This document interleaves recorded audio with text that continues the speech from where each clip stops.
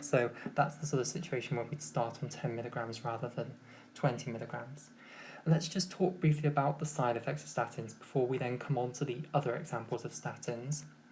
So the monitoring requirements for statins in the UK are at 3 months post-initiation. So if we're going to start someone on a statin, we've measured their cholesterol, we find that it's too high, and we want to start them on atorvastatin. Let's say they are going to accept 20 milligrams of atorvastatin and they're going to take it every single day. And importantly, statins are usually taken at night. Now, there are some that it's really important that they're taken at night, and there are others that it's less important that they're taken at night. I think atorvastatin is actually one that you don't actually have to take it at night. You could take it in the morning. However, we generally just tell people to take it at night because it's the standard rule for statins, and because we don't necessarily remember which ones don't need to be taken at night and which ones do need to be taken at night. So we just have a blanket rule that they should be taken at night. So usually they're taken before bed around 10 o'clock at night.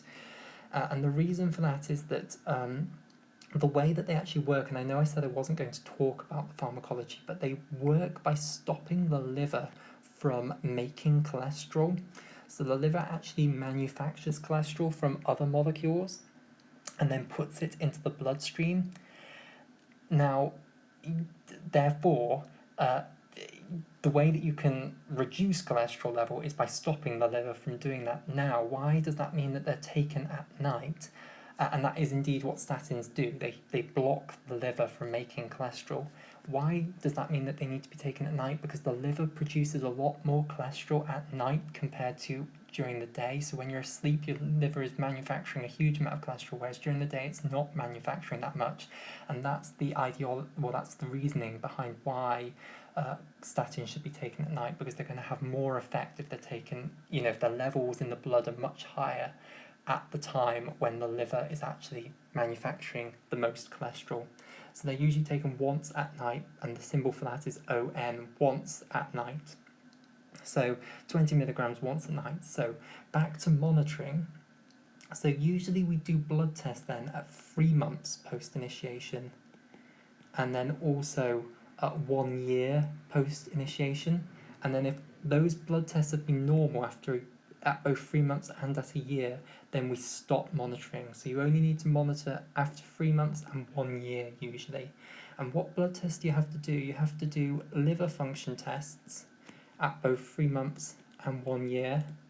And then also you should remeasure cholesterol to make sure that it's actually doing its job. So measuring cholesterol again is obviously plain and simple. We're just doing that to see whether it's actually done its job. Why do we do liver function tests? Because statins can actually cause liver problems, and I do not know why they can cause this. Obviously they work on the liver, but they can actually cause bad effects on liver cells, and we can see this through blood tests. So in particular, they can raise the transaminases, and the major one that we measure in the UK is ALT. There is another one, AST, but we don't often measure that in the UK. So one of the blood tests that is included when we examine people's liver, when we take blood and we run a bunch of tests to see how well their liver is working, one of those tests that we do is something called ALT, which stands for alanine transaminase. And this is an enzyme that the liver cells make and keep within their cytoplasm and use for God only knows what, something. They use it for something. The clinically important thing about this enzyme is that if the liver cells have died for some reason, they release the ALT into the bloodstream, and therefore the level of it within the bloodstream goes up. So it's a marker basically of hepatocyte injury. So if this blood test goes up, it implies that liver cells are being injured. And statins can cause the level of this to go up, i.e. they can injure hepatocytes. And if that happens, then the person will have to come off the statin. It's not that common that this happens, but it isn't unheard of for it to happen. And I have seen people who have had to come off statins because of raised ALT due to being on the statin. What I will say is usually this effect is very mild. So when you, to give some examples, the normal range I believe for ALT is somewhere between 0 and 30 international units per litre. I hope those are the right units, and I hope that's the right range, but it's roughly that. You want it to be sort of less than 30 normally. Now, I have seen examples where people's ALT has gone up to, for instance, 5,000, so far too high, but not due to statins. So I remember seeing someone whose ALT was 5,000, and the reason was that they'd been put on the drug leflunomide,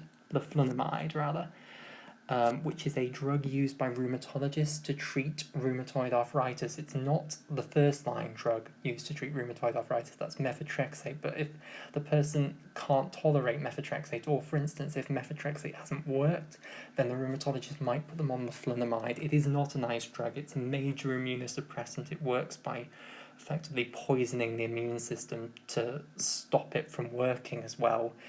And that is actually advantageous in the case of people with rheumatoid arthritis because they've got this horrific autoimmune disease, so reducing the immune system activity actually is beneficial for them. But this is not a nice drug, and one of its major side effects is that it can also poison the liver. So I have seen people where they were initiated on leflunomide and then a week later their ALTs have been up at 5,000 because loads of liver cells have died, releasing the ALT into the bloodstream, which we picked up. And obviously this person had to stop leflunomide. Now, in contrast, the sort of levels that ALT can get up to from statins or statin hepatotoxicity is sort of like you can get it going up to like 100, maybe at the maximum 200.